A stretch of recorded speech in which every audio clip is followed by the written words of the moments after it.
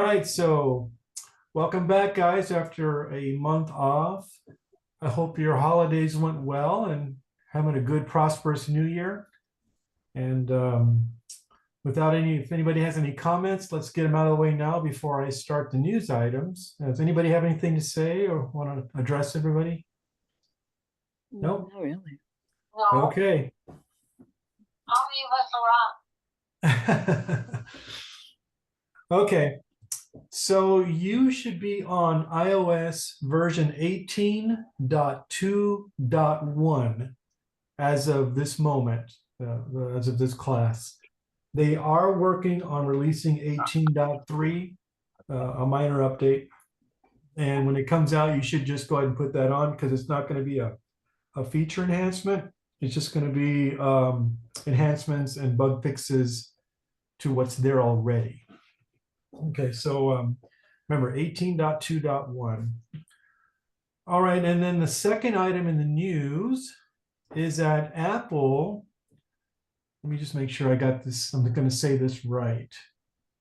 So Apple got sued in an eavesdropping lawsuit. There was a group of people or whatever it was that sued Apple for about $95 million. Apple went ahead and settled the lawsuit because, in their words, they said they've done nothing wrong and they weren't eavesdropping. But for them, it would cost them more to go through litigation. So they just paid it off and they were done. So what they were saying is that Siri was listening without you knowing, and they were collecting it and using it to push advertising. My connection's real scratchy. I'm sorry, I couldn't hear that. Say it again, Nancy. My connection is real up and down, and it's not clear. You're listening to a speaker. It is going to go up and down. But it's really not very clear. My phone is working differently. I'm going to get off and get back on. Okay. Okay, bye. Bye. Thank you, Nancy. Bye. Okay, keep going. So what I was saying is Apple went ahead and settled out of court because, $95 million versus, possibly much more money in litigation was a smarter move for them. They did it and they did not admit any kind of fault or do anything wrong. They just wanted to get through this. They just settled out of court is what they did. So hopefully they're not actually doing that. But they did settle out of court with these people, and they claimed that they never did anything wrong or Siri wasn't eavesdropping or anything of that nature. And that's what I know about that. For last year, the big things that happened last year, I won't go through a lot of stuff. I just, as you well know, AI had a big coming out party last year with all the technology, and quantum computing made some strides forward too. Those are the two big fronts in technology that for last year. Of course, Apple being creating the AI in their terms, Apple intelligence instead of artificial intelligence. Same difference. And then quantum computing, they've done some advances as far as making those become more of a reality in a smaller form factor and not having to have a big building around it and absolute zero temperatures to keep the quantum computers working properly. Anyway, they're making strides in both those fronts. So that's what we're going to probably see throughout the remainder of this year, more advances in that area. The next item is, let me just make sure I got this right. Oh, yours truly, me. I've been working with Suntran, some people there to make their reports more accessible. So what's happening over there is they have this monthly operations report that they distribute to everybody, and it doesn't work with screen readers. And I've got them to get the text part of it working, but we're still working with the images part to get them described. So they're really concerned about making this report 100% accessible, and I'm just sort of helping them with that. And I'm just doing this on a volunteer kind of basis. They're not really paying me to do it. So hopefully we'll get that report working, and everybody can go up to their site and download the monthly report. You can see what's going on with Sunban and Suntran and all this. Pretty interesting report when I was looking through it. It tells you, gives you a lot of good stats. So that's what I'm doing with my free time. So the next thing is that there was a computer electronics show in Las Vegas earlier this month. Not much to say there besides they were just showing more AI kind of guys and some technology, but nothing groundbreaking from last year. So just it happens every year. It happens in January, and they're just showing the latest products. There were some slight evolution in monitors and this and that and video cards and whatnot, but nothing that's really germane to what we care about as our group. But just to let you know, it happened, and next year in January, you should tune in and see what's going on with the next one. Maybe there'll be some more stuff. And if you'd like, I can tell you when it's going to happen next year. Of course, you can always look back and see some of the vignettes from this year's 2025 Computer Electronics Show. So, and the last thing I have on news is TikTok. I don't know. There's a big controversy with TikTok, and they were shut down for a little while this last weekend, but then they came back up. And I think they're going to be given 90 days to divest at least 50% of their company into an American firm. I don't know how that's going to play out. If they don't play nice with us, the United States, then they will be shut down for good. But right now they're operating, and they have a 3-month sort of reprieve to get their act together. And I think the deal is, from what I understand, is that an American company must own 50% of them here and operating here, or it's not going to work. So we'll see how that develops over time. But it is up and running now. So if you are a fan of that platform, it's good to go. So that's all I have for the news items. Any questions on any of those things? Any comments or anything at all? Well, all right, then we're going to continue on then. So emerging technologies. I don't have one thing in particular. I just have 3 major items that are emerging or evolving. So the first one is AI. You obviously know what that is. Where you can create content, whether it's words or pictures or whatever, using the artificial intelligence engine that's out there. You can create images by just saying, make me a picture of a cat playing a violin, and it'll generate it for you. Or compose a 5-paragraph paper on the history of the world, and it'll compose that for you. It'll actually do it for you. Change the voice of that paper to casual or professional, or here's some text that I typed, and I would like AI to proofread it. So you can go in and check your grammar, check your all kinds of agreements and disagreements and tense and things like that in your sentences, in your structure. So these are nice things to have with AI. Second thing that's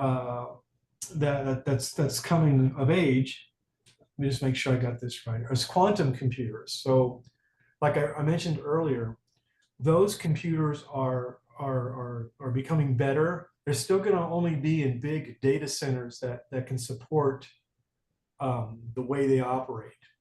And what they're going to do is they're going to make AI better, because right now AI is very processor intensive on the computers we have today, which they're now referring to as classic computers. You can believe that. The iPhone in your hand is now a classic computer. So when quantum computers hit, the power requirements for processing these AI requests, which is enormous right now, will drastically go down because of the way quantum computers work. So they kind of go hand in hand, and I won't go too deep into that because you can get really down in the weeds, and we'll all go to sleep if I keep talking about it. So just stay tuned for that. There's going to be step-by-step improvements this year on those 2 fronts. And of course, the last front, the third one, that's spatial computing. And that is the thing where you wear the goggles or the headset and you can be Mm-hmm. immersed in a world, an environment.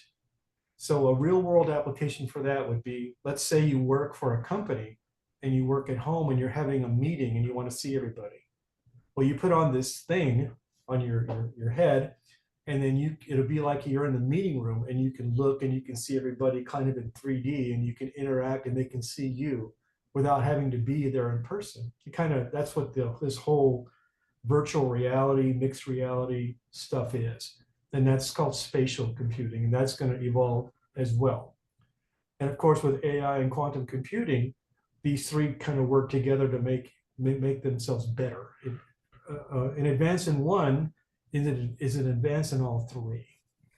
So that's kind of the emerging technologies. It doesn't affect us on a day-to-day unless you start using AI, which we're really not using too much of yet. We're just using classic stuff. So that's the emerging technologies as I see it. So any questions about emerging technologies? And if not, we're going to get to the first topic. So Diane Bellarante, which I hope is still here listening, she wanted to break down yes. what's new with 18.2. Is that correct, Diane? Did I get that right? Yeah, I just was interested in, yeah. Okay, so most of the new things in 18.2 have to do with AI, which translates that to you have to have an iPhone 16 or 16 Pro or newer. Okay. You know, our older phones can't do most of these things, but I'm going to give you a short list, 5 items of what is new in 18.2 for us, so you know what's there. So the first one is AI image creation. Like I mentioned before, you can tell it, give it a sentence to describe a scene, and it'll create it for you. It does that with images, or you can do it with, it can make these emojis. You can create those with your voice. You don't have to just pick one that's already been created by an artist. You can actually generate them in real time. That's an AI thing. AI is now integrated with the S Lady Siri, and you can have Siri hand off to Chat GPT your question and get a really good answer. So, but that's only with the AI phones, the 16s, you know, the ones I just talked about. The thing that doesn't require AI is email categories. If you've noticed, when you upgraded to 18.2, your inbox looks weird. It's got categories, it's got primary, and it's got about 3 or 4 others. So what it's doing, it's taking your inbox and it's subdividing it into categories. Your primary guy, the things it thinks that you want to see, then you got advertising and a couple of other different buckets that it puts it in. And you switch between the tabs to see all your advertising or just your primary or whatever they are. Most people that I've talked to, they just go back into the more button and they choose the old list option to put everything back in the inbox by date. So that's the email categories thing that they've added. Of course, they have AI writing tools. Like I explained before, you can tell it to write a 5-paragraph paper, or you can write something yourself, and then you can send it to AI to be professionally voiced or casually voiced, or maybe you just want it proofread. That's what AI brings to the fold. Another one is visual intelligence, is what Apple calls it. And what that means is it's doing what Be My Eyes does, but right from the phone without the Be My Eyes app. The Apple phone can do what Be My Eyes does natively without having to have a separate app to do that. They call that visual intelligence. Let's see, what's another thing here? Oh, and the iPhone 16 Pro and Pro Max, you can do layered recordings and voice memos. So let's say you want to create a duet and you want to record it. You could sing one part, then you could layer another part over it. It's like multi-track recording. But that's only available in iPhone 16 Pro and Pro Max. And I don't know how many tracks you can put, but you can layer at least 2. which might be good if you have something recorded. Let's say you record something and then you want to record a voiceover over it, like your own commentary over something. That would be excellent for doing something like that. And then the last thing that I saw in 18.2 was the passwords app.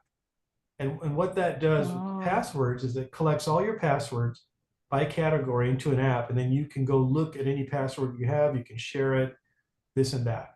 So you have a centralized password management application, which is really good nowadays. So you don't have to remember the passwords anymore. The phone will remember them for you and allow you to see them at any time. This includes Wi-Fi passwords, passwords on the web, on Safari, and anything else, the keys and things like that. It'll store all of that stuff for you in this comprehensive app. So Diane, that's what 18.2 brought to the fold. Lots of AI stuff and a few non-AI things. So not to mention bug fixes and slide enhancements and optimization and performance. So there you go. That's what's new in 18.2. So there's more to come. Don't worry. All right. Any questions about that, Diane, or anybody else about 18.2? I have a question. Sure. About the last thing that you mentioned, the passwords app. Now, how is that different from the keychain that we have now on the phone? It's a good question. Very good question. So keychain is an automatic feature that's in your iPhone or iPad, and it's there by default. Passwords is like the window into what keychain does. So keychain manages your passwords. Passwords manages your list of passwords. So keychain is like the other part of the equation. And so let's say you go on a website. Let's say you're going to Hadley, okay, .edu, and you want to sign up. Well, keychain will pop up and say, do you want to save this in your passwords list? And if you say yes, it'll actually take what you typed in and throw it as a new entry into your passwords. Sometimes, depending on the site and keychain itself, it'll suggest a strong password, and you say yes, and it'll fill in both the password and then, of course, the confirmation password, and it'll store that for you. And what it does is keychain and passwords gets you out of the business of remembering your passwords, which is good because you want the Apple device to generate these long passwords that mean nothing. Because hackers love to get into passwords that are named after your dog or date and something. That's the common thing everybody does. So when you have the phone do it, the chances of your passwords getting hacked are next to none. So, and you still have the power to specify your own passwords. If you really wanted to put in a password you like, you could do that. But I always have keychain stick in a real long password that nobody could guess, and it's kept me pretty safe. So that's the difference. One, you can see your passwords after they've been created and see them and even change them. And then the other does the work, actually knows when you need passwords and keeps that list current for you. So it's like two I have guys a question. playing. I have another question then after following on to that. Mhm. So if I have a site that I may want to use on another device, I may want to access on another device, if my phone creates a strong password, which is really complicated, what happens when I want to go onto that site using a computer or something else? If it's an Apple product, it will just find it and work because all of that But what if information. it's not? Yeah, but what if it's not? Then you would have to go into the passwords app and you would have to get the password out of there, go to the Windows machine or the Android phone, and then paste it in there. Get it and paste it. Oh, The wow. the Apple environment, the walled garden, so to speak, that you have with all your Apple, Yeah, they all talk to each other. They all know when you put right. when it makes a password on your Apple phone, your iPad will know it automatically the very second that it does it. So will your Mac, your computer. Unfortunately, it doesn't go across the wall to Windows or Linux or Android or whatever. That's unfortunate, but you can still get your password out of the passwords app. That's the good thing. You can see it, you can copy it, you can put it like, I don't know, in an email, but I wouldn't recommend that, but you can get it out of there, and then you can have it ready for your Windows machine if you wanted to do that. That's a sticky one because a lot of people do own Apple products and they own like Microsoft products, and they historically don't talk to each other very well. So that's Right. always a problem, but it's a good So- question. So, yeah, so if you live in a sort of mixed marriage household where there's more than, where you have both Windows and Apple, it becomes a lot more difficult. You got to do a Yeah. lot more manual management. If you have everything in the Apple world or in the Windows world, because when in Windows, they have their own password managers too. Yeah, As long as you stay within their gardens, you're fine. But when you Right. try to cross to someone else's garden or have a mixed marriage, as you put it, nope, not as easy. yeah. So, yeah, I wish it was Okay, better. thanks. Yeah, And that's all done through iCloud. Everything you do on your phone gets put up to iCloud. And the magic Uh-huh. here is that all of your Apple devices will log into iCloud. So they all see the same data. It's like different windows to the same scene, basically. So, right, right. except that on the Windows side, you have the shades down. So you can't see out the window to see the scene, so to speak. So, all right, good question, Diane. Thank you. Anybody else have any questions? I was gonna, this is Patty. Hey. I was gonna say, we know with the AI writing, even if you go on Facebook and you put in a message, and then it tells you underneath it, it tells you if you, because I dictate, right? And then it'll ask you if you wanna write it with AI. And then it gives you 3 kinds of suggestions on how Oh, you said what you said, right? So you see what you said and you're like, oh, okay. And then you look down and then you could pick one of those. And all you do is tap it and it corrects what you said with your, with Siri dictating, the wrong word or whatever. And it cleans it up. And I Yeah. think, oh, wow. oh, wow, that's awesome. I've been using that for text now and for my journal. And I'm like, wow, okay, I meant to say it that way instead of this way. Yeah, yeah. So I And- think that's cool. No, and it's very cool. And that's Meta, the parent company of Facebook. That is their implementation of AI, because everybody's got AI nowadays. Yeah. It's like you can fall down and on the ground and you'll hit something that's got AI on it now. Yeah. And so writing tools is exactly like that in Apple. And I know it because my Mac computer, not my iPhone, has that. Let's say if I want to really sound like I'm smarter than I am, I'll just type whatever in there, C spot run. And when I get done, that thing will turn into a work of Shakespeare. It'll be done with it, So it's really that good. But after you see a few of them, then you start seeing patterns, because it's not really creating it. It's a pattern thing. And if you're into writing and structure, you can see how it does it.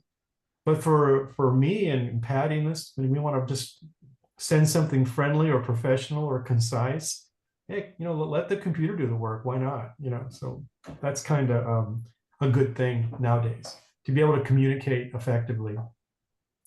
The only caveat with that is that the bad guys out there that are trying to send you emails, and that they're not from here because they have tense problems and they use the wrong words and the wrong adjectives. Oh, No, now they're gonna correct it. They'll use AI and then they'll sound like, oh, well, maybe this guy graduated from Harvard. It could be a legitimate email, and it's the same guy, so But still, they don't know which one to pick, because you still have to have knowledge, That's true.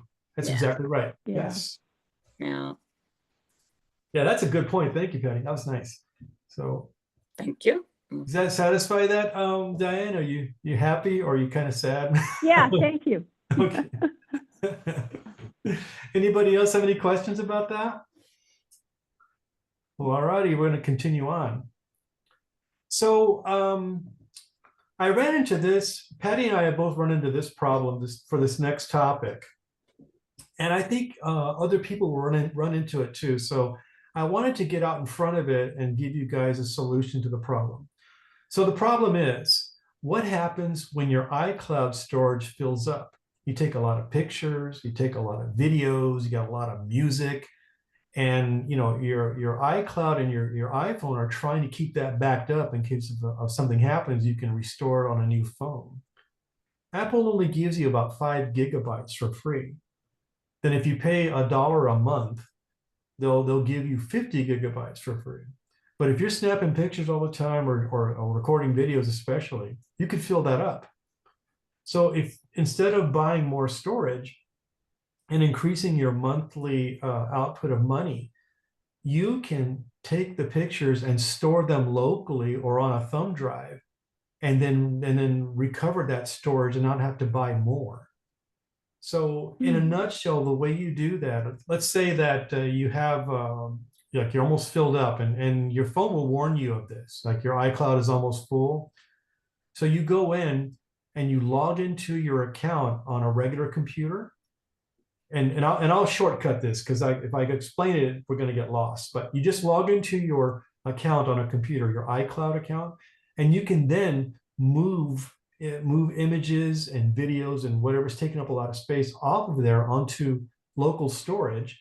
And then that space is then recovered.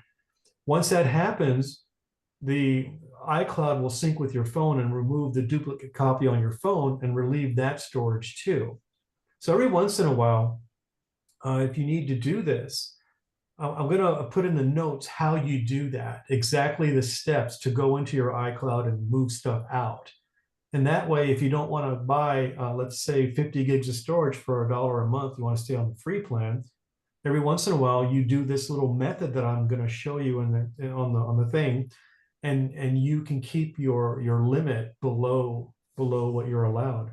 Because once you reach like 95% or close to 100%, your stuff will stop syncing because there's no more space to sync it. And that's a bad situation because if something happens to your phone, your latest stuff won't be up on the iCloud, so it can be put on a new phone. And that's how this is managed. So so to do this, again, you log in iCloud and then you move stuff out. And like I said, I'll explain it in the notes. And then you'll get the space recovered automatically. And this will happen on all your devices. Let's say you took a 5-minute video or something, and it's about, I don't know, 500 megabytes, which is, it's a large amount, I guess. So what you want to do when you delete it off iCloud and move it to like a thumb drive or a local drive, that 500 megabytes will come off your iCloud, but it'll also come off of your iPad and it'll come off of your iPhone and anything else that's sharing your iCloud thing. So all devices will have their duplicate copies removed at the same time. So it's really good for cleaning up and not getting into trouble. And you always want to have at least 20 to 30% of that storage free. So, you just want to have at least, if you have a 5 gigabyte plan, have at least a gigabyte free. That way you can upgrade and stuff without problems, or you have extra space to do things. So that's just a public service announcement. That's what this topic's about. So, and if anybody needs help doing this, I've done it many times and I can help you with this, and you can definitely get a solution in place. So any questions about cleaning up iCloud storage so you can save money? If not, we're going to go. This is Diane again. I'll stop asking questions. No, you ask me as many as you like. Go ahead. So I'm part of a family plan that my daughter runs for all of us. And so my memory, when I look in my phone, it kind of tells me how much memory is left, but it's what's left for the whole family. So how does that work in terms of knowing how much I'm using and how much is available and stuff like that. Well, I'm talking about space that is tied directly to your Apple ID, just to your Apple ID, because you're not sharing your Apple Right. ID with your family. Okay, this is only Apple. We're not talking about data sharing on a phone plan. That's a different thing, but it's a good thing to ask. Well, then I don't understand, because then if I needed to retrieve data from my phone, how would I find it? All right, well, let me explain. So data storage, that is like files, like your pictures and your Right, videos. right, And those are right. all tied only to you, just you, Yes. or any devices that are logged into your Apple ID, Diane Bellerante's Apple ID, and nobody Okay. else in the family. Now, data, a shared plan on like a T-Mobile or something, or a phone plan, that is data going in and out of the No, phone through your cellular carrier. That's a different kind of data. no, it's not that, because we don't have the same carrier. Okay, so how are you sharing with family then? I guess that's the question. I don't know. I just know that when I go into my phone to look at how much memory is available, Mhm. it gives me this big number, but it says this is like for the whole family or something like that. I Let me don't want look to into take up too much time, but I've always kind of wondered how that all works. I've heard of family sharing on the iPhone, but I think that has more to do with the apps that you download. That some apps will allow you to put it on different devices in the same family. But I don't think it's about storage. But I will look in. I'll put a pin in that, and I'll look at that and get back to Okay. you, because I want to make sure you get a good answer for that. So great, thank you. Any other questions concerning that? All right, the next one next topic is an observation that I had made in the grocery store. Barbara told me that there might be codes, like codes on the boxes that identify them, like NaviLens codes. But when I went to go look at those boxes, Kellogg boxes, I picked up a box of Special K, and I looked at it, and what it really is a QR code. And so you have the barcode, right, that identifies the product, like when you go to Seeing AI and you say recognize products, you're looking at those barcodes. They're bars. This QR code is a square code with a bunch of black and white areas random in the middle. And what that does, QR stands for quick response code. So it allows you to tap on it, and then it takes you to Kellogg's website. And that's all it does. It's just a quick link to get to their website. You can see all their brands of cereal and everything. So unfortunately, they haven't put a NaviLens or some other kind of barcoding system that identifies the box from far away. Because that would be nice, actually. That's a real good idea, that if that were to be the case, you could just point it at the box and they could see it from far away and just say, oh yeah, that's a Special K, that's Raisin Bran or whatever. But no, they're not doing that. They're just, so you're going to see like a barcode and then this QR code. Just note that the QR code is there to get you to their website, and that's usually what it's used for on these product boxes. So I just wanted to clear that up in case you heard anything. And it's not on all the boxes too. I checked a few different boxes from the Kellogg's brand, and Special K had it, but Raisin Bran didn't. And so it's not consistent even across their own product lines. So I don't know what's going on there. Any questions about that? About the QR codes? Okay, so now we've come to the point of our first show and tell. And what I'd like to show you guys today is the little tile locator. Remember when we talked about the Apple locator guys, the little round ones that are about the size of a quarter and high quality, over-engineered, really nice thing? Well, I've since gone to tile because those things ring a lot louder, and there's a lot of other features for that. And they're only like $17 right now at Amazon. So in the notes that I publish, before I explain what it is, I will put a link to the tile. And I think it might be worth it if you wanted to locate your your luggage or your keys or your vacuum cleaner or anything that you can attach this thing to. So let me find it here. Hang on, it's in front of me here somewhere. And I'll give you an explanation of what it looks like. For you visual people, I'm going to hold it up in front of me. So I got a little chain on it, and I'm turning it around so you can see this. So it's about an inch square and maybe an eighth to a quarter of an inch thick. Okay. And it's all self-contained. It's got a little place where you can put, you can attach it with a chain or a wire tie or whatever to something. And then it really is a very loud unit. And I'm going to demonstrate that in a second.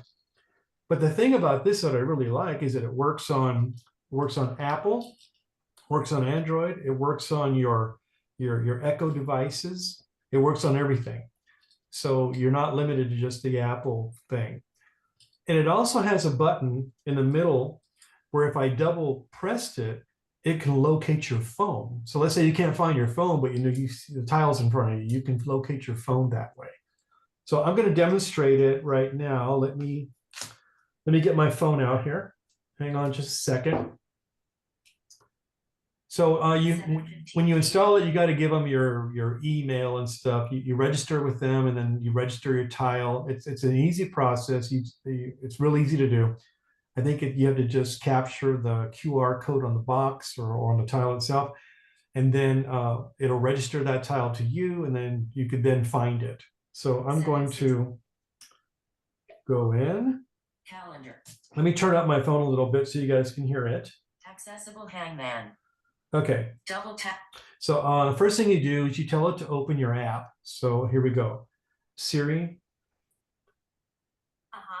Open tile. Tile. Ring mode. Tab bar. Mat. Tab. 2 of 4. Now there's a lot of stuff happening on the interface because tile, unfortunately, this is the downside of the app, is always trying to get your attention and sell you things. But the heart of the matter here is you get down to your tile towards the bottom of the screen. I'm just going to explore by touch and get down there. Set. Choose all. Stop now. Connection status. Connection status. Connected. Vacuum. So I called mine vacuum because I have an older vacuum, little robot vacuum, and the software that came with it is not worth the paper it's not printed on. So I put a locator so I can find it when it gets stuck. So I pulled it off the vacuum for this class. So once I find the vacuum, I can double tap on that, or I can double tap on the button below it called find. So Find button. Find button. If I double tap that, if you listen closely, you will hear it ring. So I'm gonna have it in my hand. So it's right in front of the mic so you guys can hear it okay. So I'm gonna double tap now. Connection vacuum. Heading. Oh, It's pretty loud, actually. You can hear that probably across the house. And when you're done, you just hit the done button. Done button. Back button. And that's how you do it. Now, if your phone is lost and you want to find your phone, that'd be a rare thing. They have a depressed button on here. And if you double tap that button, your phone will start beeping. So I'm going to try that. So I take the tile and I find the button with my thumb, and then I'm going to double press it. So I'm going to try that now. 1, 2, there it goes. Alert. You ran your phone from vacuum. Tap settings to disable this feature. Okay. Button. Button. And you can change that tone to whatever you like. If you want like a radar sound, whatever you want. So I think these are well worth it. They're about $17. Now these are disposable. After about 3 years, the battery is going to die in it, and then you just throw it away and get another one. Okay, so these are not environmentally friendly, if you want to put it that way. They just have a little small watch battery in them, and they last about 3 years, but they're nice and loud. That's what's good. So if you're in an airport and you have this in your luggage somewhere, you'll be able to hear it.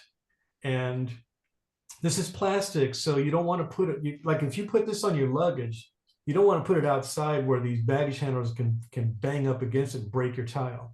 You want to put it inside, maybe inside of a shoe, maybe with a sock in there too, so it doesn't bang around in your shoe. And then that way it won't it'll be loud enough where you can hear it, but it won't be damaged by anything they do with the bag. That's what I do with these things. I put them in my shoe, maybe with a sock in it as well, just to keep it, protected. So that's my story, and I'm sticking to it. Now, if you wanted to, these are like about $18 on Amazon. And all you do is you go to Amazon and you search for tile locator. And this one was about $17 or $18. But I'm going to send you the link to that. You just add it to your cart, go to checkout, be 17 plus a few dollars tax. You probably end up getting it for about 20 bucks total out the door.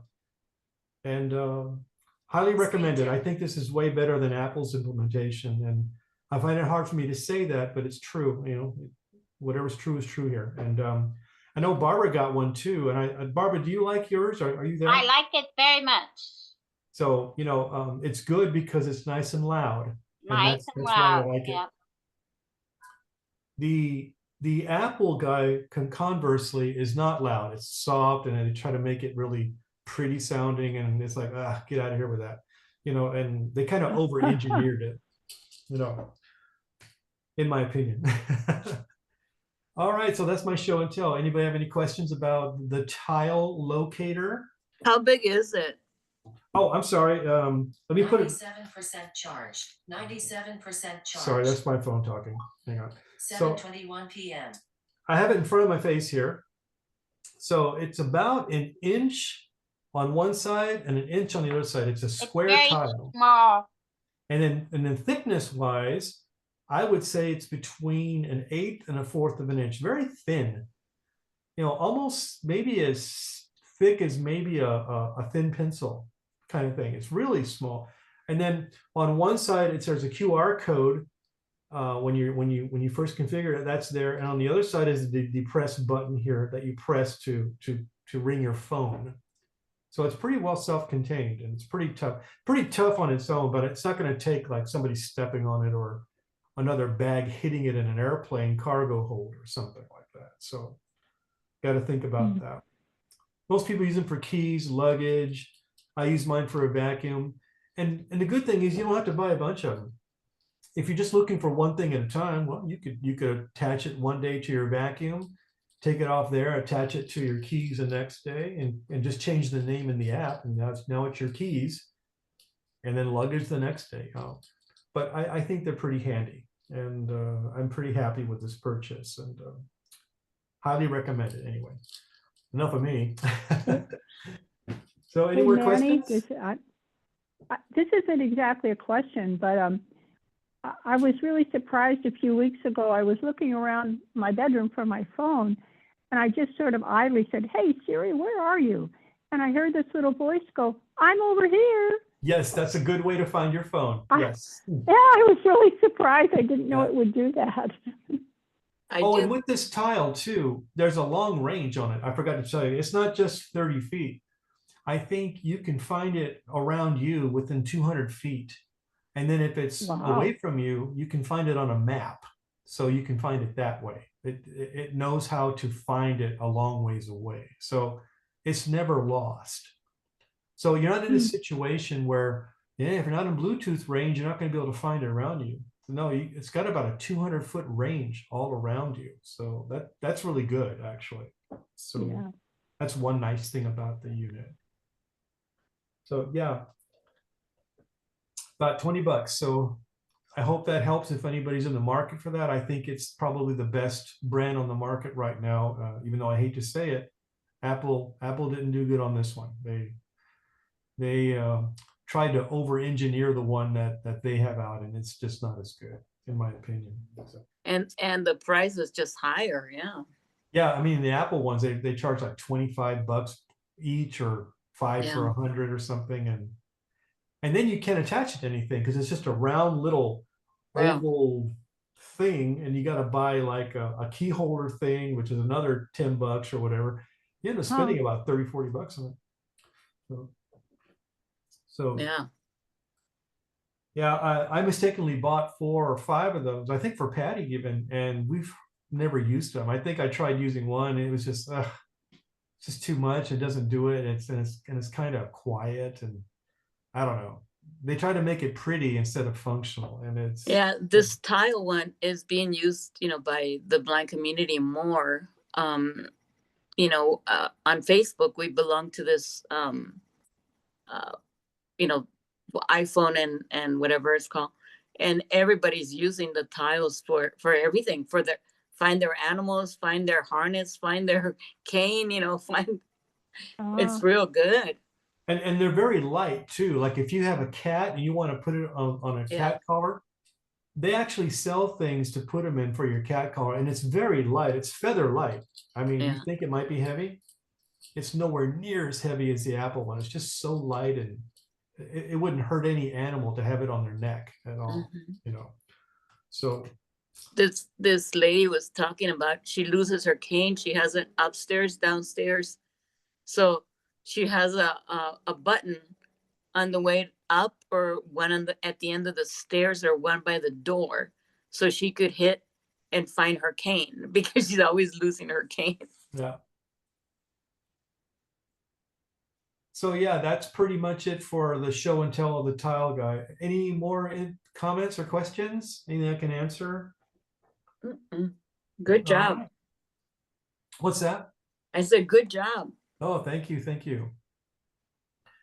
All right. So my next topic, has anybody ever received phone calls and it says no caller ID or unknown caller? Has anybody seen that? Yes. Okay. Does anybody know what no caller ID and unknown caller means? I guess that's the real question, Mm-mm. besides the obvious.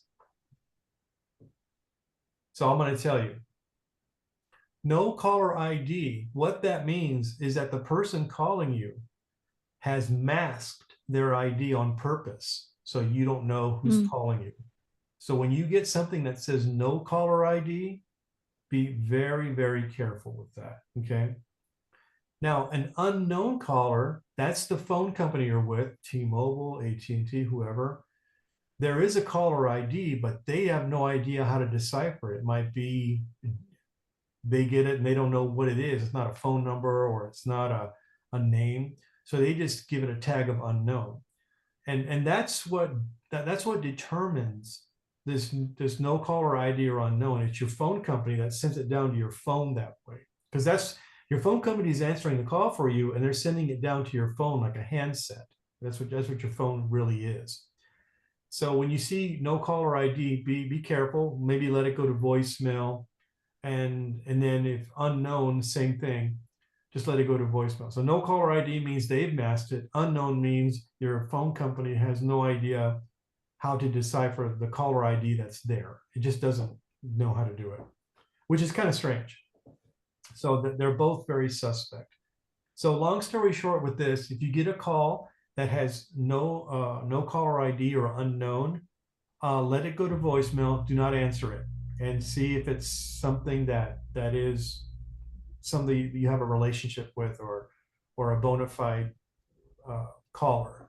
Normally they're not, and I just wanted to do that like a little public service announcement, because you never know with crazy people how they're trying to get to your money and your passwords and everything. So be careful with that. Let's see. Any questions on that? All right, we're going to continue on, guys. Let's see.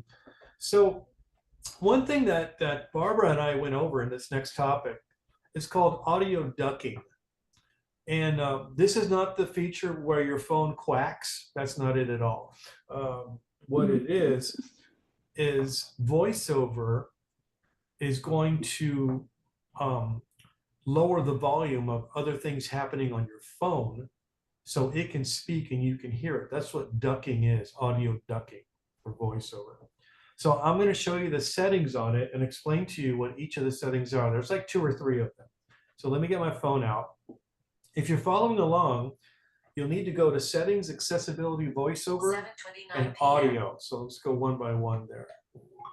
Calendar, Tuesday, January 20. Hang on a second. So we go settings. accessibility, Accessibility button.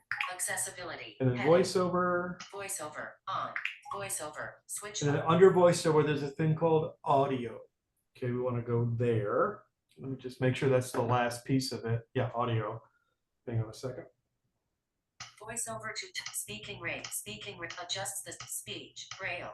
Voiceover verbosity. Audio button. Audio. So double tap on that. Voiceover sounds and haptics button. And then after that, we're going to find the audio ducking option, which should be at the top here somewhere. Audio ducking. Yeah, right there. When speaking button.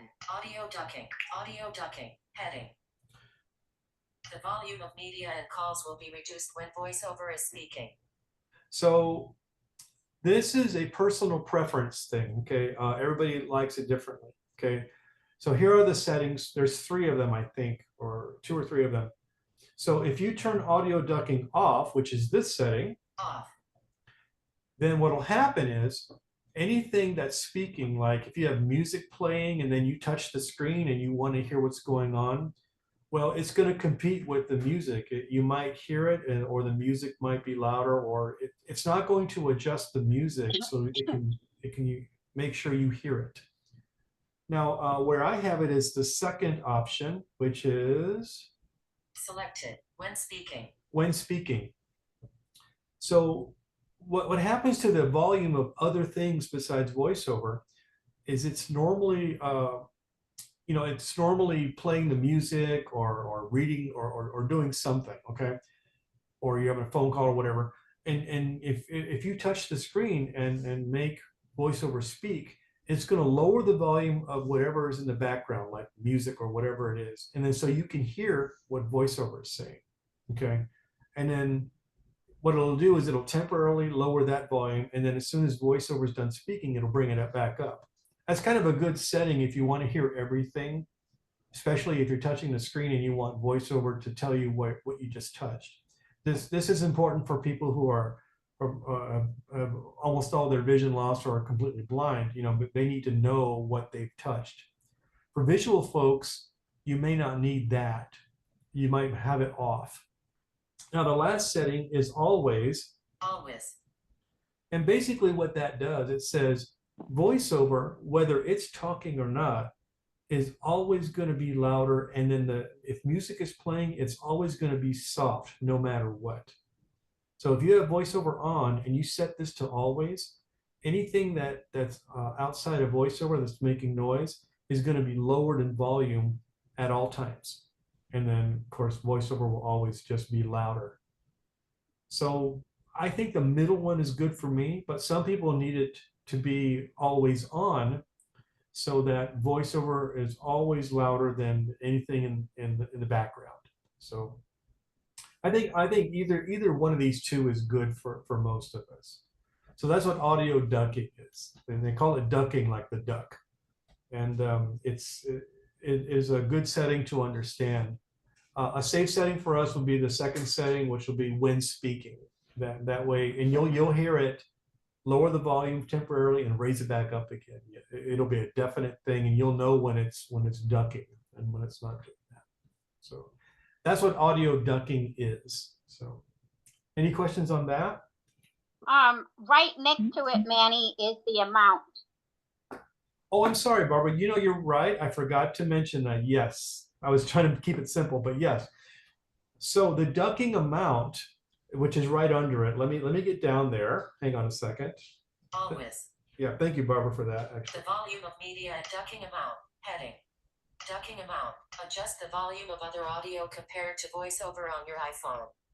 So if voiceover is the 100% mark, you can adjust everything else to the same 100%, or you can take it down to about 80. So what will happen is when voiceover is speaking, or if you always have it on, either of those 2 settings, the volume of media and other things will be reduced by, let's say, 20%. If you set this to 80, the volume of everything else will go down 20%, where you can still hear it in the background a little bit, but voiceover will be in the foreground, prominent. I think that's where I have it. Let me see where mine is. Hang on a second here. Ducking amount, 90%. Oh, 90. Adjustable. So I reduce everything else except voiceover by 10% to voiceover's volume. And that way I don't miss anything when I touch the screen. Let's say there's a song playing and I touch whatever it is. And that way, that's how that works. So I hope it didn't confuse you, but this is a good setting if you want to make sure you can hear voiceover at all times. It's very important. So thank you, Barbara, for mentioning that. I almost forgot to mention the amount. So, you know, and that only applies to when speaking and always. We have it off, then the slider doesn't matter, 90 doesn't matter. So, all right, any questions? All right, we're gonna go to the next one then, guys. Let's see what happens. Okay, now I want to talk about, for the first time ever, I'm talking about this app called Script Talk, okay? And this was something that Barbara told me about. I didn't know it was out there until Barbara let me know, so kudos to her. And what it does, if you have a participating pharmacy, you can ask them to label your medications with a special strip that goes on the medication. And with Script Talk, the app, you can actually read what the medication is instantly. So we had a volunteer, one of the TSB members, give us their medicine bottle. I'm not going to mention the name for privacy reasons, and when I recognize it, I'm gonna quickly get past the name, so we don't, you know, we want to get anybody's private information out. But the rest of the information about the medication will be there for us to hear. So what you got to do, you got to go to your app store, and you're going to download an application called Script Talk, and you got to set up with your pharmacy. You got to set up the Script Talk labeling. So if your pharmacy supports it, it should. I don't think Walgreens supports Script Right. No, Talk. I'm not sure. Walgreens does not, Nope. but It does not. Okay. every Walmart does, Price Pharmacy does, and Safeway does. So there you go. So, and when you hear it, you're going to be amazed, because one of the hardest things that we do as people who take medicine is that sometimes the bottles look the same. So we put rubber bands around one, or we put a dot on one, or we put some kind of identifier on. But you need not do that if you have this service on your medications. So without further ado, let me open up the app, and then I will recognize something. Oh yeah, before I begin, you don't have to sign up for anything. You can if you want to. You can just use the app as an anonymous person, because all it does is recognize these scripts, these prescriptions. So I have it in a mode where I'm just an anonymous user, but you could set up a profile with them. And I think there's some extended features if you do that. So I didn't do that because I'm just doing it for the class here. But I'm really thinking about, maybe I should sign up for that service. I mean, it's really, really interesting, but I'll let you be the judge. So let me do this now. 7:37 p.m. Settings. Home settings. Give me a second here, guys. I'm going to clear out some stuff. Uber Eats. Double tap Uber Oops, Eats. that's not it. App switcher. Settings. Setting. Closing settings. Tile. Active. Closing tile. Okay. Tile. Okay. Calendar. Tuesday. Siri, open Script Talk. Script pharmacies button. Okay. Now the business end of Script Talk is right at the top of the screen, and it's wonderful. You don't have to go looking for the stuff. There are two buttons on this app. So, and you'll know why right now when I go to them. The first button I have here is called Full scan button. Full scan. That means when you do a full scan, it's going to give you all of the details of the medication and what you should do and not do and all this good stuff. If you're just doing a quick scan to see if it's the right medication, you use this button. Quick scan button. Quick scan. So the medication that I have is in my hand here, and I don't know, there's a black label. For those of you who can see, I have it in front of my face. On this side of it, there's like a little label. That's the Script Talk label, okay? And the rest of it's just normal, okay? So what I'm going to do is I'm going to go in, I'm sorry? I'm going to go into script talk and then I'm going to have it identify it quickly. So I'm going to go Quick scan. quick scan. Button. Heading not found. Oops, wait a minute. Quick scan. Button. Ready to scan. Heading. Synthroid tab 50 micrograms. See, that's what it tells me. I don't know what that is. It sounds like a very complicated thing. And then if I wanted to do a more complete thing, Cancel button. I can do the full Script scan. talk. Quick scan button. Full scan button. Ready to scan.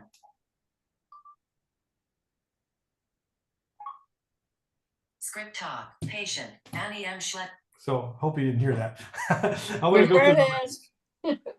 I'm sorry. I'm going to bleep that out for the internet because I don't want to cause any problems. So we don't care about the patient name in this case because we know who we are, but the rest of it is relevant. So let me I'm going to swipe with one finger to the right. You can hear all the stuff about the medication. So here we go. Medication. Synthroid tab 50 micrograms. Instructions. Take 1 tablet before breakfast. Quantity 90.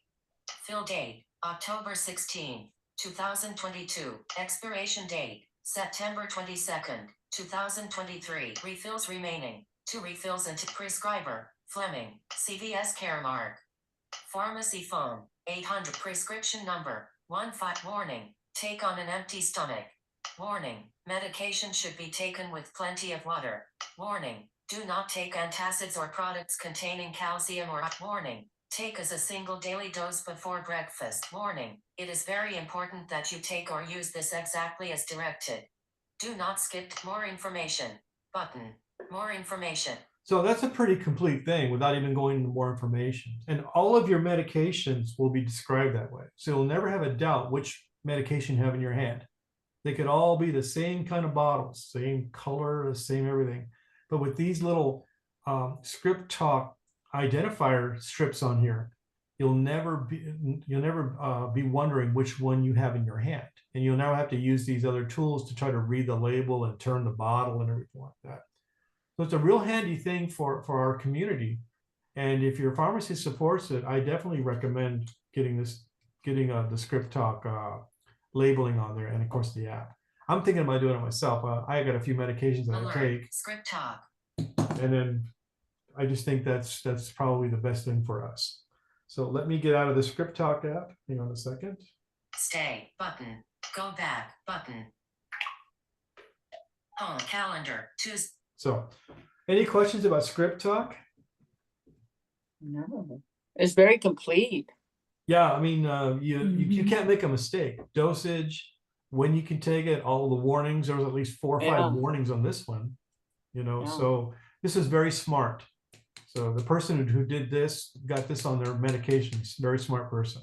So I think I'm going to try to join that smart group myself. So here we go. That's my story on that one.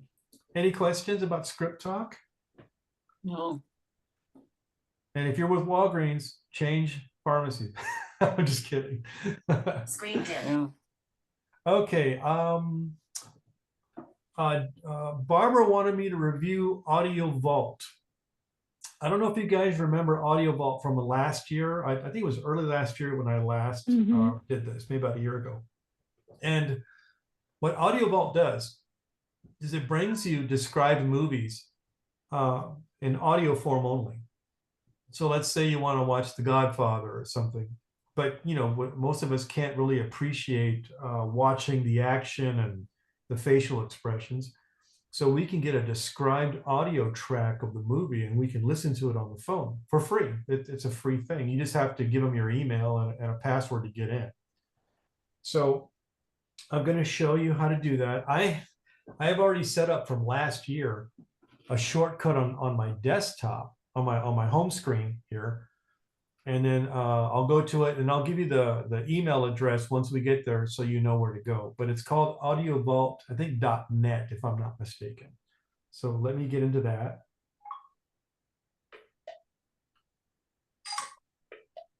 App switcher. XCOM G7. Active script talk. Closing script talk. All right. Calendar. Southwest. Okay, let me get Double over tap to there. open. Page 2 of 5. FaceTime. Double tap to open Maps. Page 3 of 5. audiovault.net. So it's audio. Double tap to open. It's audio vault, all one word, .net. So I'm gonna double tap on this.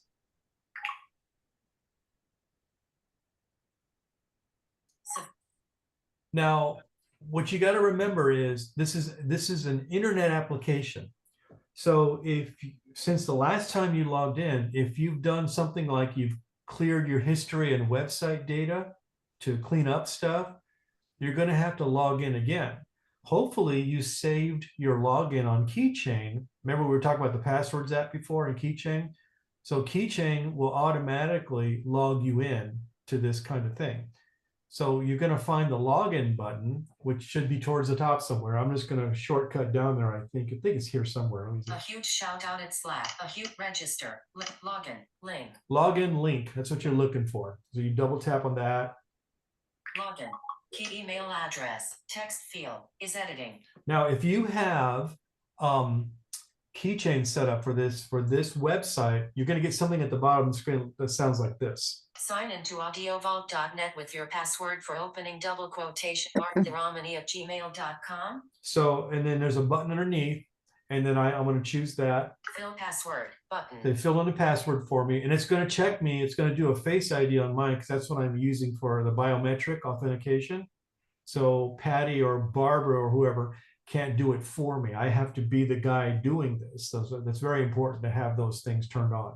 So I'm going to do that now. Face ID authenticated. User authentication. Welcome to the Audio Vault. Heading level 3. So now I'm logged in, and let's say I want to look for a movie. So, and this is what this is about. It's just a review. So you log in, and now we got to go to show all the movies or whatever it's called. So I'm going to find that. Welcome to the Audio Vault. No video counts. Head downloaded. Failed. For separator. Bullet. View all the TV shows. Bullet. View all the movies. Link. View all the movies. Okay, you do that. View all the movies. Link. And then you got to look for a title. So this is somewhat convoluted, but there is one field where you can do that in. And I'm going to tell you what it's called when I get there. So the very top has a repeat of where I was just at. View all the TV shows, view all the movies, blah, blah, blah. You got to get through all that, and then you get down to the search stuff. So view all the bullet. View all the bullet. Support the bullet. Join us on bullet. Contact us from date. Okay, this is the from date and stuff. We don't care about that. Type. Show. Pop search by date. Search. Search. Ellipsis. Text field.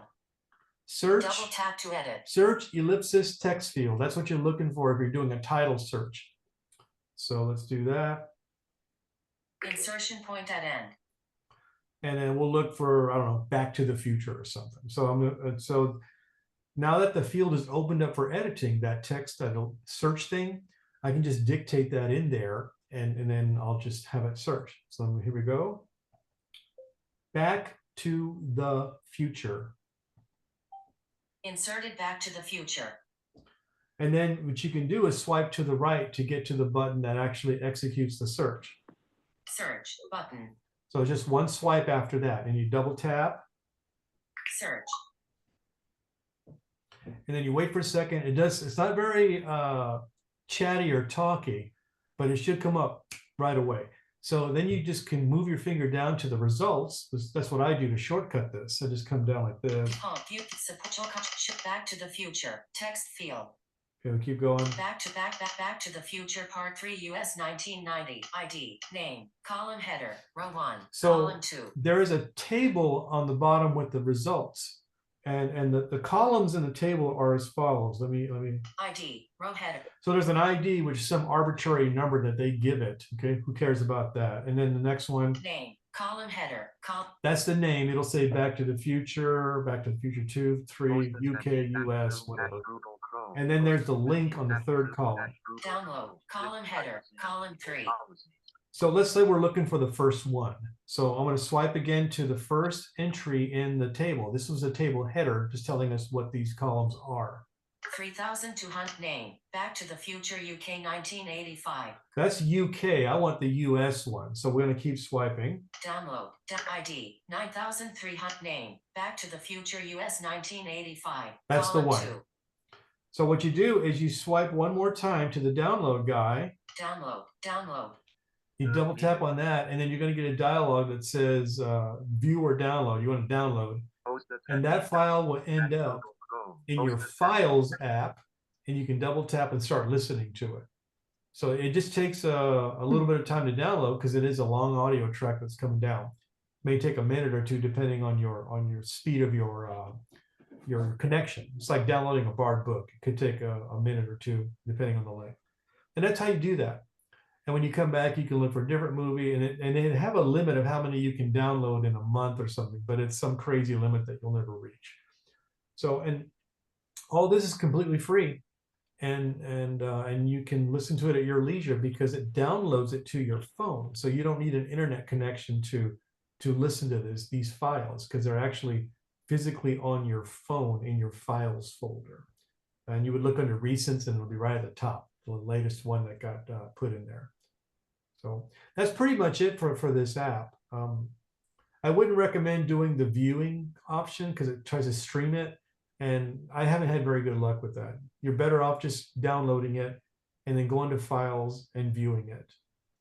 For TV shows, like let's say that you want The Office, the first season.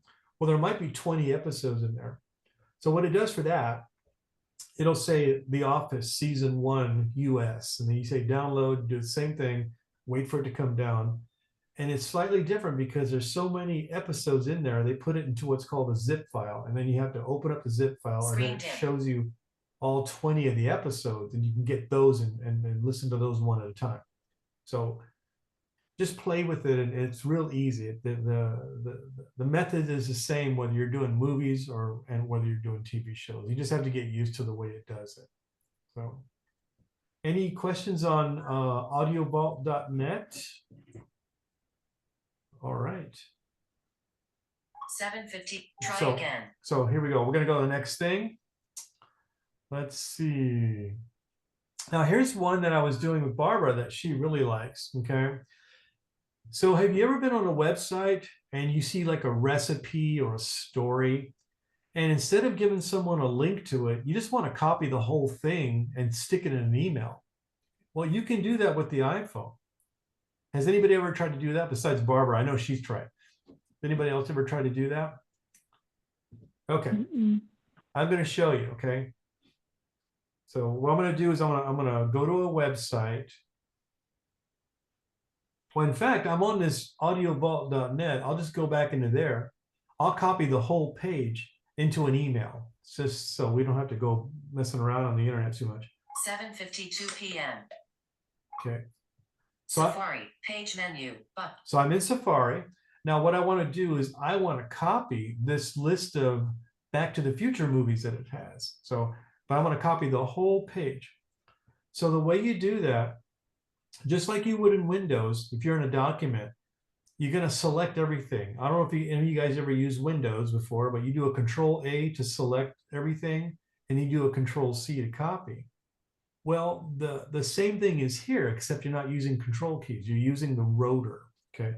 So what I'm going to do is I'm going to go to the Select All option, and then I'm going to do copy, and then I'm going to paste it in a new email. So it's the same kind of paradigm that you're used to if you've done this in Windows, okay? So I'm on the web page, and I'm going to get to the Edit menu, which has the Select All and Copy. And you do that by doing the rotor. So it's like a little twisty motion on the screen. Let me do that now. Characters, words, lines, speaking rate, volume, containers, headings, links, form controls, tables, lists, landmarks, buttons, text fields, search fields, images, static text, actions, activate, characters, words, characters, actions, activate. Next tab, previous tab, activate, next, activate, name, back, links, form control, tables, lists, landmarks, buttons, text fields, search fields, images, static text, edit. edit right there. So you gotta get to edit, and then I'm gonna swipe up or down to get to the select all. Speak. Undo. Select all. View movies. Now I'm Bullet home. Bullet view all the TV shows. now I'm still in the edit menu. If I do another swipe up or down, I can get to the copy function now. Heading not found. Oops. Links. Headings. Links. Form control tables. Lists. Landmark buttons. Text field. Search field. Images. Static text. Characters. Words. Lines. Speaking rate. Fit volume. Containers. Headings. Links. What's going on here? Hang on a Download. second. Column name. Column header. Form controls. Tables.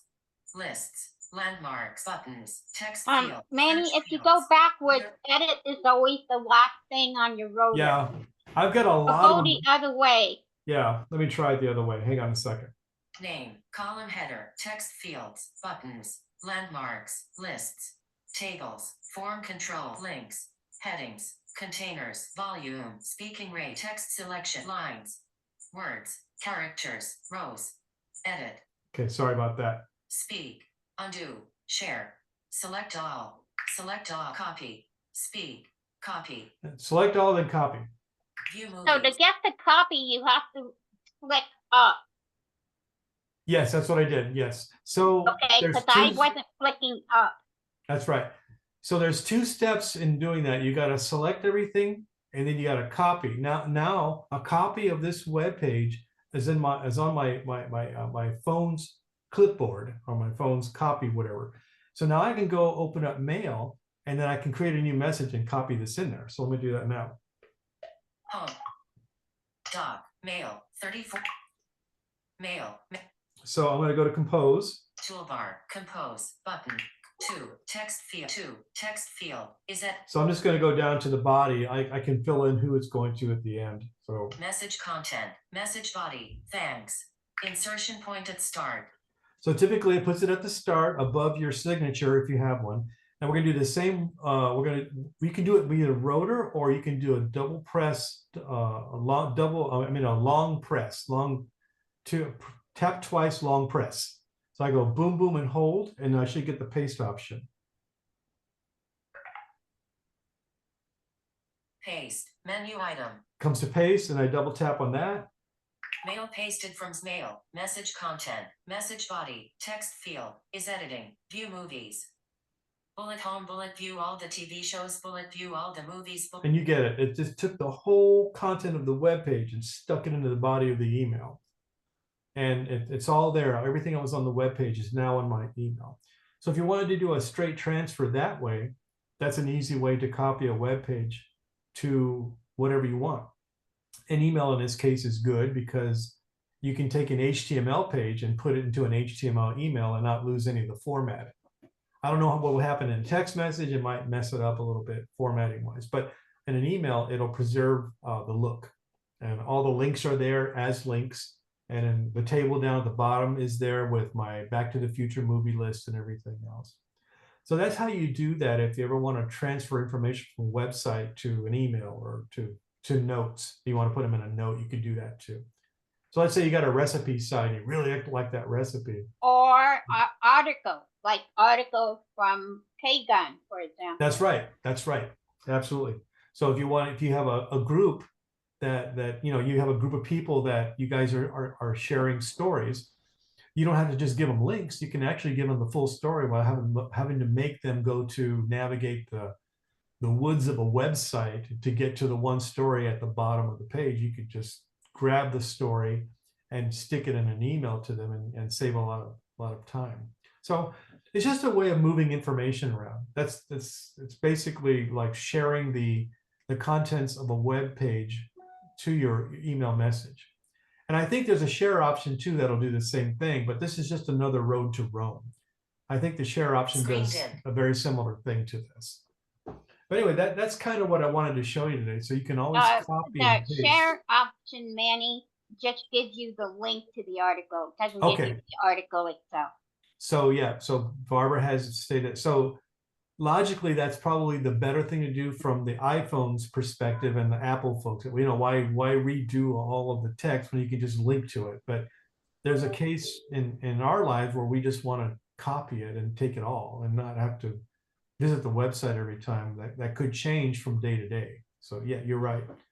So there are many ways to do this, many roads to Rome. I like this one because, like I said, you have more control of what gets copied instead of a link, and then something might change between the time you send the link and the time that the person taps on it on the other side. There could be a difference, or the story could be removed or whatever. So very important thing to know how to do. And the reason I show this is to show you that the iPhone can do copy and pasting, but you also need to start working on this rotor gesture. It's very powerful because an iPhone doesn't have a keyboard with 101 keys on it.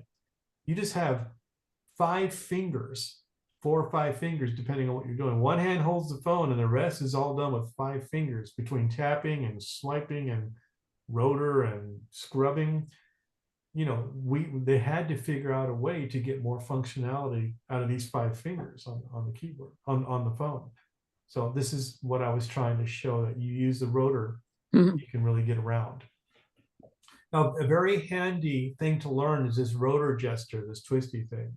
I recommend that everybody practice that for a while, because if you don't do it cleanly, it gets very frustrating and it's not forgiving. The phone is not forgiving. You can ask Barbara if she knows firsthand. So anyway, that's how you copy a website, or you can copy anything. You can copy anything that you can select. So it's the same method in any way you do this. So, and that is copying a website. Any questions about that? All right.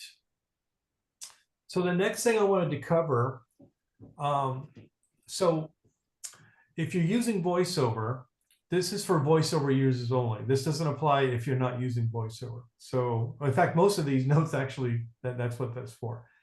So there are 2 things with your keyboard settings that are very important. You have typing mode, and you have a typing mode setting, and then you have one more setting, which is feedback. So typing mode, just before I get into it to show you the settings, typing mode says, when I have a keyboard up, let's say, and I want to type in some information into a field, not dictate, but type. If I have it set to standard, okay, this means you have to find the character, you move your finger around or swipe whatever, you find the D or the F that you're looking for, and when you find it, you then have to double tap on it to send that character to the text box, okay, that you're editing. So let's say you're trying to do C spot run. You go, you take your finger and you drag it around until you find the S, and then you double tap on S, and then S goes in there, E, and so on and so forth, space. So that is standard typing. Touch typing says, oh, you got enough vision where you can kind of locate the key, so you can use your finger to go over it, and if you just tap it once, it'll actually send it through, but it'll also echo it out to you as well. So, and then of course, those are the 2 main ones. The keyboard echo, that tells you the feedback from what you're typing. So you can have on words and characters, you could do like S-E-E-C. So that's 3 letters that are said to you, and then the word itself. Or you can just type the letters in, and then it'll just say C, or just characters. It doesn't say the word at the end. I always like characters and words because it gives you a complete picture of what you're typing, especially if you're using your ears. So let's go to those settings so you guys can hear or see, not see, but kind of, know what the settings are for keyboards. So it's going to be under accessibility, voiceover, and then typing. So let's go there. 8:03 p.m. Hang on a sec, guys. 8:03 p. Doc. So we're going to go to settings. Settings. Settings. Accessibility button. Accessibility. Heading. VoiceOver. On. VoiceOver. Switch button. Adjusts the speed. Braille. VoiceOver. Verbosity. Audio. Commands. Rotor. Activities. Typing. Button. Typing. And that's under the VoiceOver menu. It's called typing. So we go into there. Typing style. Standard typing. Button. I've got mine set to standard. So let's go there and maybe Apple will have an explanation better than mine and see what it says. Typing style. Selected. Standard typing. And there is no explanation. It's just what I said. You find the key and then you double tap to send that key to the text box. The other one is touch typing. So that one is the one where you can drag your finger around and find the key. And I think if you lift it, it'll send the key in. Or if you can see it well enough, you can just touch it like you would as a sighted person. So, and then the next thing is the feedback. Let's go typing, there. Back button. Typing style, phonetic feedback, typing feedback button. I don't know what phonetic feedback is. I think I know what it means, but I've never looked at it to see what that means. So we're just going to go into typing feedback for now. That's the third guy. Phonetic is the second guy. So I'm going to go into typing feedback. Software keyboards, heading. So let me see here. So we have nothing. So nothing obviously means it doesn't give you any feedback. Characters. Characters is one character at a time. Words. Words is only words. So as you're typing characters, it doesn't say them. It just, when you hit the space bar at the end of, where you tap on the space bar, it's going to then say the word without saying all the characters before. That's like JAWS. Yeah, it's just like JAWS. It's exactly the same way. So because you know, we're using virtual keyboards, it's not like if you could be a typing expert using the home keys on a regular 101 key keyboard. I recommend keeping the setting at this one. Selected characters and words. And I think, is there an explanation for that? Hardware keyboards. No. So characters and words is obvious. You know, the typing C spot run, SEEC, and you hit space, and then the next words will do the same thing. And I would recommend that unless you're real confident in typing, then you can then just hear the words only maybe. But you got to have some kind of feedback because you won't know what you're typing.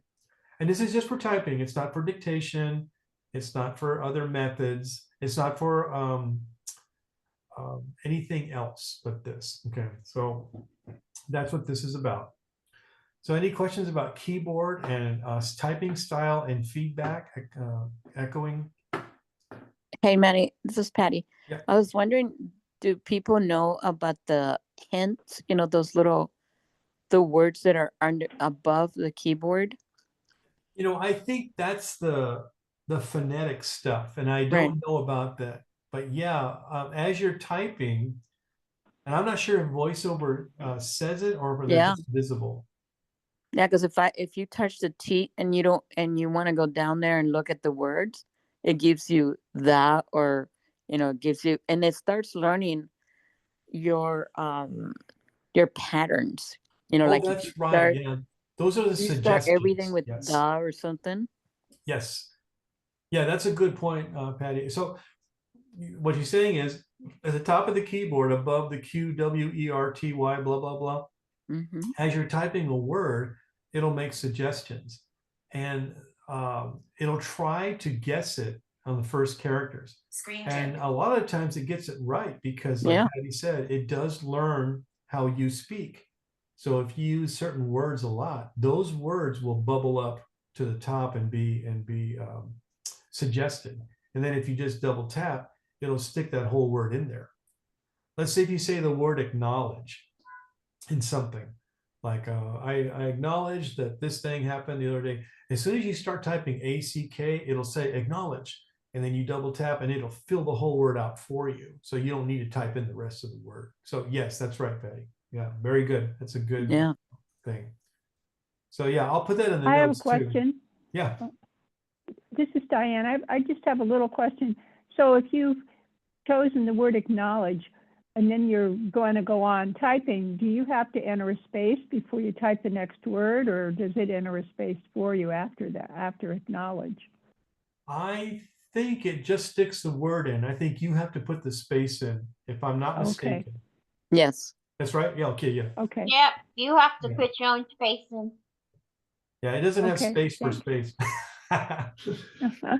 No, but it's awesome when you're writing a big word and it just comes out and you don't have to, type it. If I, it's a word that that the A lady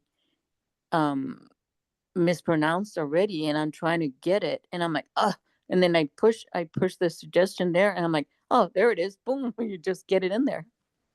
Yeah, like on my phone, I'll type in SUP and it'll suggest supercalifragilisticexpialidocious. I use that so much. Uh-huh. Yeah, you probably use that all day long. Yeah. No, he only uses it when he's got his umbrella up. That's right. That's right. Good one. Yeah. Good one. Many puppets. Oh, Oh, wow. Manny Poppins. man. I Good. think I opened up a whole can of what. Yeah. That's okay. I love to laugh. Yeah. All right, guys. So I'm back. I'm in my next show and tell item, and this is courtesy of Patricia Green. That's me. This, my friends, is a Bluetooth speaker. And you say, well, what's so big deal about that? This speaker is fantastic. It's got buttons on the front. And let me see if I remember the buttons. I can't really see them. So the first one is a microphone button. And what it does, it allows, let's say your phone's in the other room charging. You can have the speaker with you, and you can push the microphone button and say, Siri, what time is it? Blah, blah, blah. And then it'll speak, it'll send it to the phone, and the phone will speak through the speaker and say, it's 7 o'clock or whatever it is. So you can command your phone with the S lady from another room with this thing. Then there is, I believe it's a volume down or previous track, depending on how you press it. Mhm. There's power. There's the next track, volume up. And then I think, what's the last one? I forgot what it was. That's the one that answers the phone. Oh, answers the phone. Yeah. So if you get a phone call and your phone's in the other room and you have a speaker, you can answer the call and it'll just be a speaker phone call. And it's real loud. You can make it really loud. So I'm going to get my phone. Hang on a second. Oh yeah, and it also has a stand. So if there's a stand on it, you put the speaker on the bottom. It's got a nice big battery in it, and then there's a stand where you can pull it up. Let me see if I can do this. Don't make me a liar. Let's see. It's in the front. There we go. So I'm going to try to show it for the people that can see. And then it sits like that. Your speaker's down here. Your buttons are in front, right here where my fingers are. And then there's a stand, and you can tilt the stand at any angle. You can do it like 90 degrees or any angle between that and 0. So, and it's got a little lip thing on the bottom to hold your phone. So that's kind of nice if you have it on a nightstand. And of course, there is a charging port on this. You can hook your phone directly to this and charge it as well. So it's a very full functional thing. Patty's been using it for about a month now, and I think you like it a lot, Patty. How are you dealing with I this? love it. I love it because you don't have to worry about having your phone. I'm always worried about blowing my speakers on my phone because I listen to my books. I take it from room to room and blah blah blah. So I leave my phone on somewhere in the middle of the house, and I could have my speaker with me everywhere, and my phone is being charged. I use my phone so much that I kill it every day. The battery just runs out. So with the speaker, I could just take it through my whole house, listen to my books, listen to my Netflix, and answer my phone, send the text, everything through the little speaker. So, and because it has a big battery and it doesn't have to power a display, meaning Mhm. light up a display, the battery lasts a long time, a very Yep. long time. Um, We were testing it. We were testing it to see how it was. I ran it. We ran it almost 3 nights in a row. And during the day, whenever we were watching something or I was listening to a book, and it lasts almost, 70 some hours. I finally just charged it because I was like, when is this thing gonna die? So I have no idea when it would have died. so Hmm. So that's Patty's experience. And what I like about it is that you don't need to really learn much. You could dot these buttons, like the power button or whatever buttons you want, so you can find them easily. And they're just physical buttons. They're not a screen kind of thing. These are physical buttons that you press down. So there's no kind of weirdo technology that you have to learn on here. Just press the button and you're done. So, and then go ahead, Chica. I'm sorry. No, I didn't say anything. No, and I think it runs for less than $30. So it's a pretty good deal. It seems to be a good deal. Comes with a cable and of course the unit itself and an instruction book. So let me turn this speaker on. Hang on a second. 8:15 p.m. Settings. Typing. Back button. So let me go back to Typing. Bluetooth. Back button. Voiceover. Back button. Voiceover. Accessibility. Back. Settings. Back button. Settings. Setting. So this communicates through Bluetooth. And when you configure it, it's going to be, Bluetooth. On. Bluetooth. Heading. I'll give you the name of it here. DXC Mock. DXC Manuel's Apple Joyment L40. Not connected. Something Button. called Joyment L40. I have no Swipe up or idea down to select. what that means, but it doesn't That's matter just the because we're going name. to turn it on. But I got to find the power button here. So let me see. So you press and hold the power button. I hope you guys can hear it, and it's going to come on. It'll do some kind of beeping noise.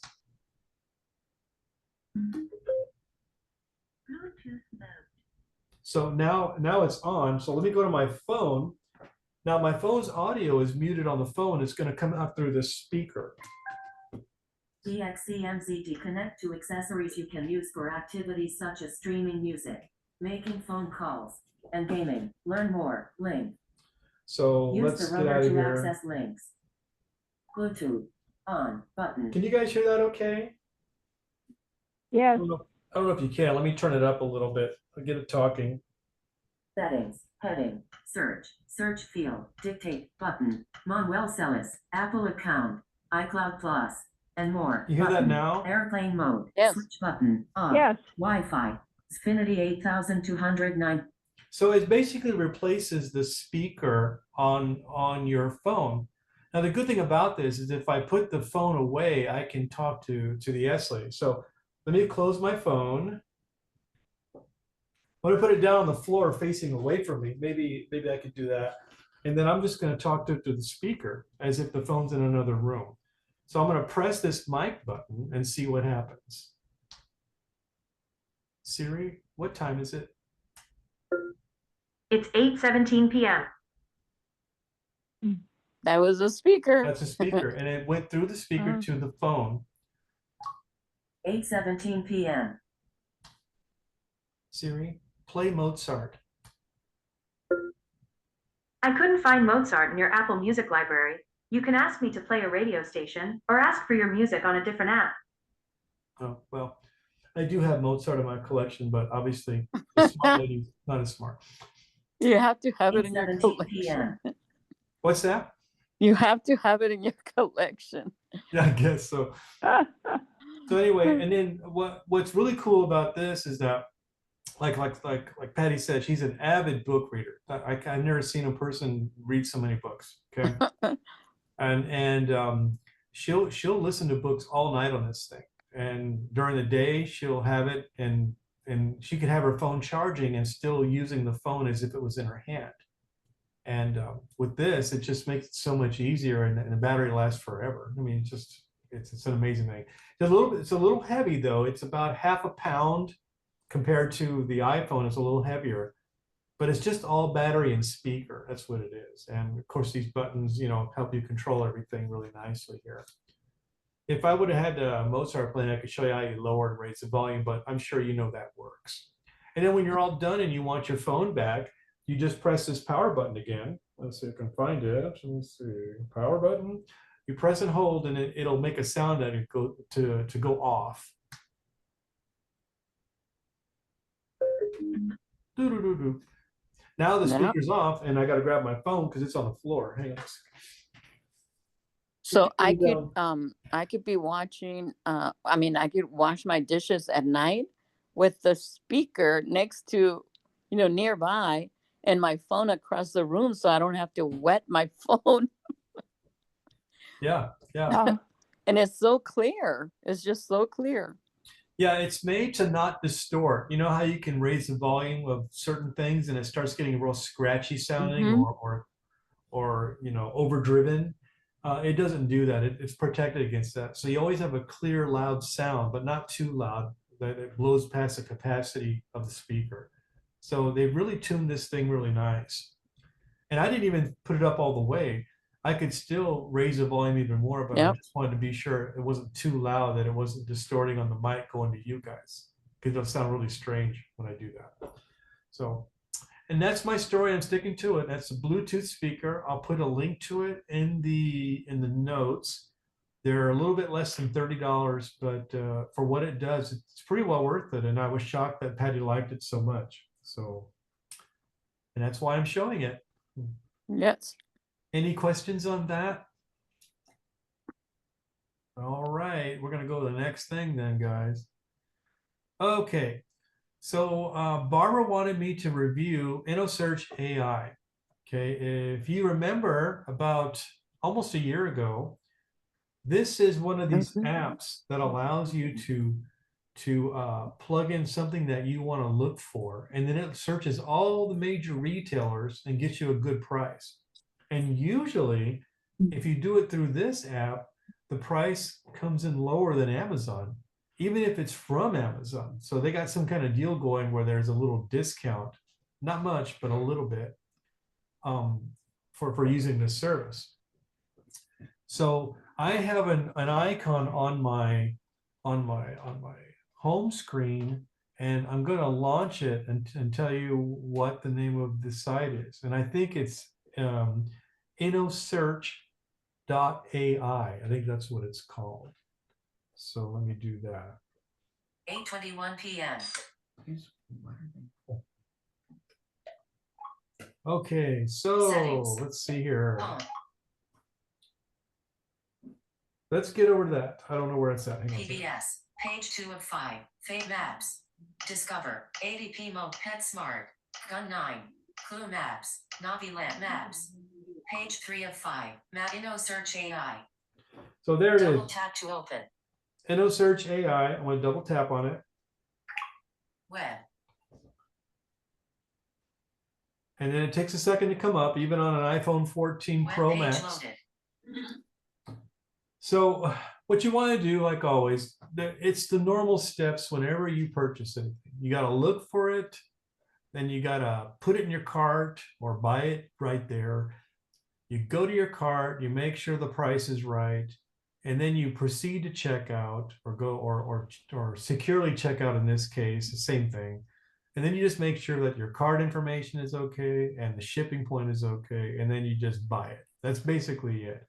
The great thing about this app is that it gives you a wide selection for a search argument. So I don't know, let's look for something. Let's see, let's look for an iPhone 16 Pro Max. Let's see what the prices are for that. Okay, let's say I want to upgrade my phone, which I'm not going to do. But let's just. One thing I wanted to mention, Manny, is you do not have to have a certain amount. It's always free shipping. That's right. That's right. Very, very good, Barbara. Thank you. So yeah, you're not required to buy $50 worth of stuff. You could buy a $5 item and have no shipping. So yes, very important point. You don't need to be part of a Prime Club or Right. a You Prime don't have to membership. be part of Amazon Prime. So that's one reason. Like if you want to save about 15 to 18 bucks a month and just get this stuff for free, you could go to InnoSearch AI and just start ordering there and get the same things from Amazon for $1 or $2 less, maybe, depending on the price. and then not have to pay this Prime Screen membership business, you know. So that's Manny, I just wanted to jump in. You are going to send that link out? yes, I will. I will. Yes. Okay, great. Yeah, please do. It's Yes, called John. Hey, good to see you, John. INNO search SEARCH.AI. No, I'm talking about the Bluetooth speaker you're talking about. Oh, yes, as well. Yes, yes. Yeah, that's the one I'm talking about. The Bluetooth As well, speaker. yes. All right. Thank you, John. Yes, absolutely. Sounds good. Okay, I don't know. You probably Yeah. here. Or maybe I just keep it open. No. I Okay, have no yeah, more thanks. questions now. Yeah. All right. We're getting close to the end here, so let's see. Yeah. 8:24 p.m. So let me get on this InnoSearch thing and just show you a Web, sample. share search. So let's say I'm looking for an iPhone 16 Pro Max. I'm just going to put that in there. Let's see what the prices are. You're probably going to choke on this when you hear it. So let me see. Insertion point at iPhone 16 Pro Max.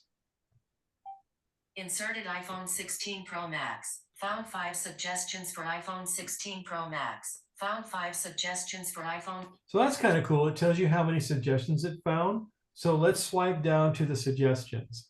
Now we were having a problem with this the other day. Let's see if it's the problem on my phone too. Start dictation mode. Search. Start dictation. Clear search. Button. Search. Button. Found 5 suggestions. Search. iPhone 16 Pro Max case. iPhone Well, 16 Pro Max case. we don't want Lists that. iPhone 16 Pro Max screen protector. iPhone 16 Pro Max. iPhone 16 Pro Max. That's the one we want. So let's do that. Searching for iPhone 16 Pro Max.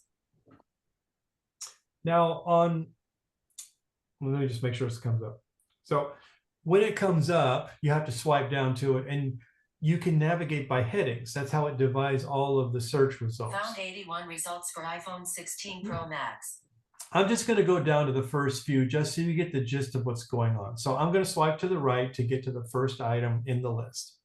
I'm not sure how they rate these or how they rank the searches. And I didn't do my homework on that because I would love to have it put the lowest price on top. That would be the one I want. But let's see how it looks. So I'm just going to go swipe down. iPhone 16 quotation mark description. Press enter to perform the filtering. Filter results. Filter search result. Apple iPhone 16 Pro Max Titanium. Heading level 2. Free delivery. Discount. $211.41 off. Retailer. Ooh. Amazon. So Amazon is $200 off. So you know it's going to be high. Let's keep going. Rating. 4.7 out of 5 stars over price. $1,154.97. Oh, that's not much. Let's Keep get going. one for everybody. Manny, I wonder whether that filter thing would allow you to do. You know, if I had more time, I'd explore that, and I'm going to make a note and put that into the. Make a note just in case that does give you the option to search by price. You're absolutely right, Yeah. John. Yes, thank you for that observation. Yes. All right, we'll go to the second one. So let's go to the second one. So I just swipe a few times because you have some options to put it in a cart and all this. So let's swipe past that. Reduced by over 15%.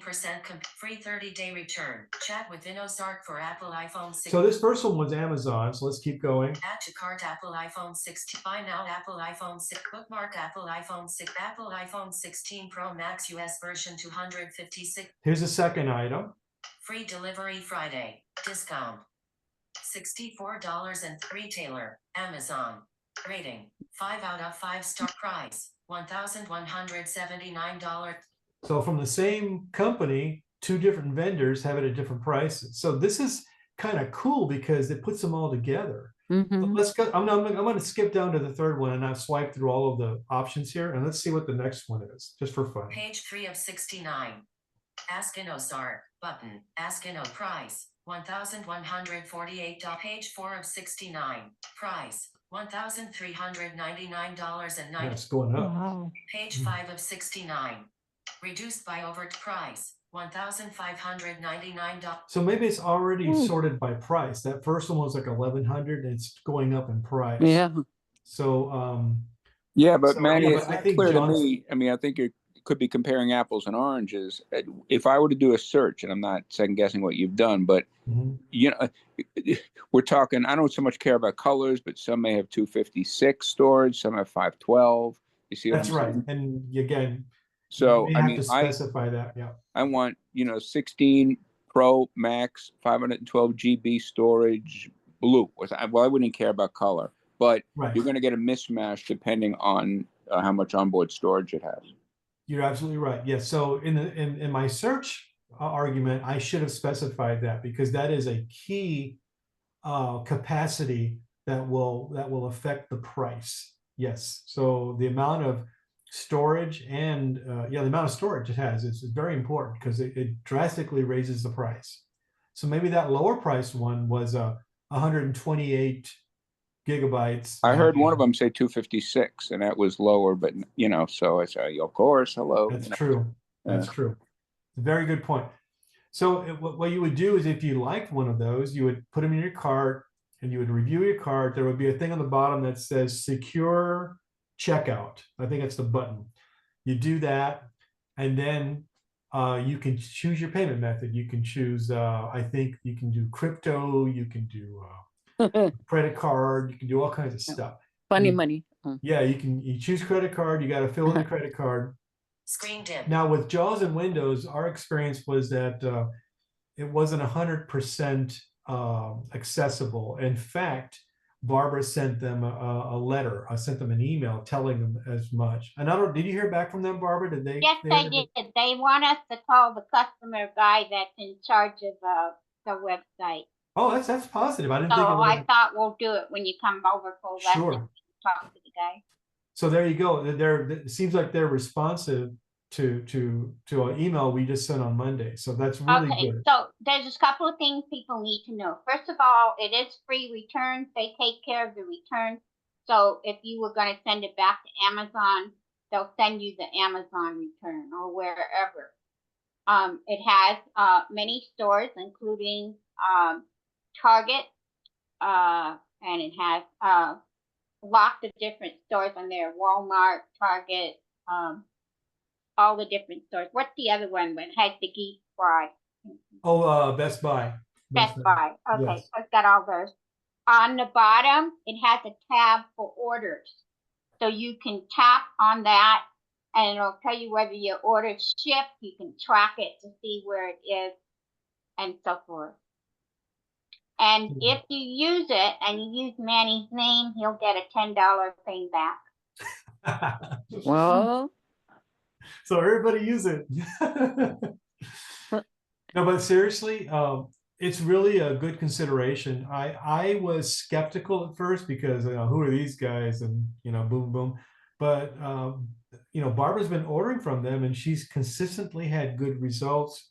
There hasn't been any kind of weirdness with her credit card and things because you always worry about a new entity having your credit card on file. It worries me, but it looks like that's going to be okay as far as I can tell. What do you think, Barbara? Are you okay? Well, the other thing you need to know is you can look up flights there also now. Oh, flights. That's Second right. tab, and you can look up all your, including Southwest is on there as well. You put in the city, and it will come up with the flights on the day you want. So it's really handy. It's made for blind and visually impaired people. Very good. Very good. See, how are we doing on time, guys? Let me see. I think we're done. Think we're done? Okay, John, whenever you're ready, unless someone has questions, we can have John pull the plug. Are we okay? Thank you, Manny. Thank you. Thank you, Thank John, you. for helping us out. Appreciate thank you. that. Good night. Thank you, guys. Good Good night. night. Take care of yourselves. 8:32 p.m. Hold F4, leave meeting button.